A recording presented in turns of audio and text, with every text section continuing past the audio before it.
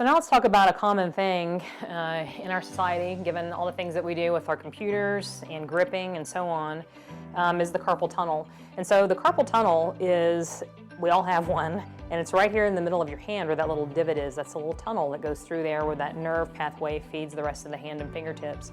And so carpal tunnel syndrome develops when these muscles here, the wrist flexors, become very taut and bulky, and so that presses against that median nerve. That combined with poor ergonomics at the desk, so these are very tight, and then we add insult to injury by extending, and so now it's extra taut across that carpal tunnel. And so carpal tunnel syndrome really is compression on that median nerve, compression twice really with all the tension in the forearm, and then with poor ergonomics and bending that wrist into this extended position. And over time what happens is that the tendons become inflamed, and so now there's more pressure in this joint, and then it presses even more against that nerve pathway, causing great irritation and pain and damage over time. So we can mitigate a lot of that by getting better ergonomics for one, and then also giving you some self-care techniques with the PEP method that you can take with you. So we're going to be working on this area. I want you to use your ulnar surface. Bend from your true hips, so don't slouch and bend from your spine when you're getting pressure. Bend from your true hips to get that type of pressure you need. You can do this standing or sitting. You're going to sink into this tissue until you reach mild discomfort. You're going to glide toward the wrist as you do wrist movements. So the first part is to clench and really get these muscles to activate, and then you can bring that wrist up. You can also wave it side to side. Then you're going to let go. Remember, resting is very important.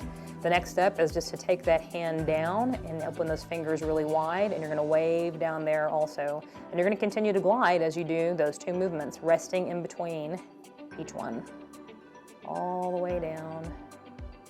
You may notice as you're going through this PEP method that there are certain aspects of the movement that are more intense, and what I would suggest is to focus more on the aspects that are intense.